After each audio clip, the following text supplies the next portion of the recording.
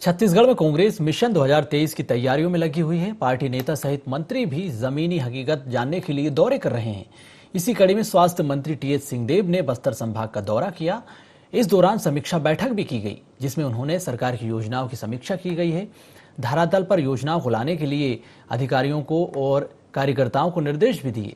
ग्रामीण इलाकों में ग्राम सभा को नियमित रूप से कराने के भी निर्देश दिए गए। स्वास्थ्य मंत्री टीएस सिंहदेव से खास बातचीत की संवाददाता अंबिका मिश्रा ने।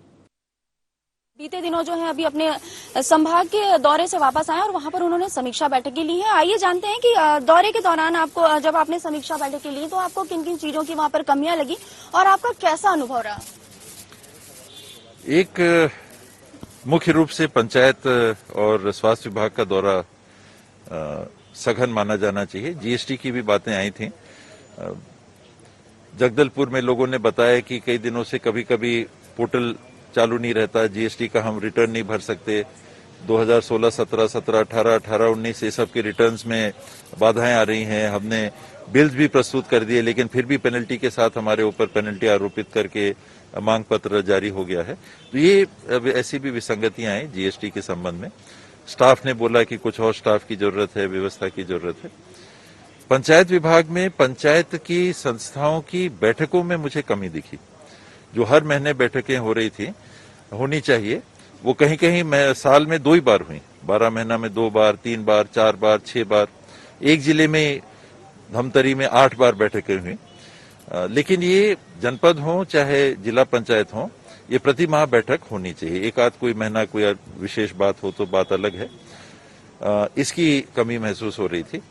और अमूमन फंड्स की कमी है। वहां काम करने के लिए पंचायती राज संस्थाओं के माध्यम से पैसों की बड़ी कमी है। पंचायतों में जो पैसा पहले सीधे जाता था, वित्त 15वें वित्त आयोग का, इस बार 14वें वित्त आयोग का, इसके पहले, उसमें से 60% राशि टाइड फंड में चला गया। 30% एसबीएम में, 30% जल जीवन मिशन में। तो पंचायतों को अपने क्षेत्र के विकास के लिए केवल 40% बचते हैं। फिर वहां एक गलतफहमी थी कि बिजली बिल आप इसी से पटाना है 15वें वित्त आयोग से। तो वो भी हम लोगों ने बताया कि लिख के भी जो गया है कि आप चाहें तो पटा सकते हैं। 15वें वित्त आयोग की राशि से पटाना ही है वाली बात नहीं है। और पहल हम लोग पहले भी किए थे, अभी भी करेंगे कि शासन इस राशि को उपलब्ध कराए। शासन के पास तो जाएगा पैसा, शासन की कंपनी के पास। राज्य की योजनाओं को धरातल पर क्रियान्वित करने के लिए और क्या कदम उठाए जाएंगे? एक, स्वास्थ्य विभाग में अमले की कमी है, तो हमको एचआर लगेगा, हमको डॉक्टर स्पेशलिस्ट हमारे को चाहिए। इंफ्रास्ट्रक्चर है वो होता रहता है। वर्ग 3 वर्ग 4 के भी लोगों की बहुत कमी है। अब तो स्थिति ये हो जा रही है कि डॉक्टर हैं लेकिन वर्ग 3 और वर्ग 4 का अमला नहीं है। तो डॉक्टर वो काम कर रहा है जो ड्रेसर करेगा या वर्ग 4 के लोग करेंगे। तो उसके लिए भी हम लोग अनुमति मांगेंगे। मुझे लगता है कि मिलेगी, उसकी पूर्ति होगी। और इंफ्रास्ट्रक्चर है, शरणे इसका भी, मेडिकल कॉलेजेस के लिए भी मांग आ रही थी दंतेवाड़ा में, धमतरी में। पर ये 3 मेडिकल कॉलेज जो अभी सैंक्शन हुए हैं, ये पहले चालू हो जाए, फिर उसके बाद चांपा, जांजगीर, कवर्धा, फिर उसके बाद आगे।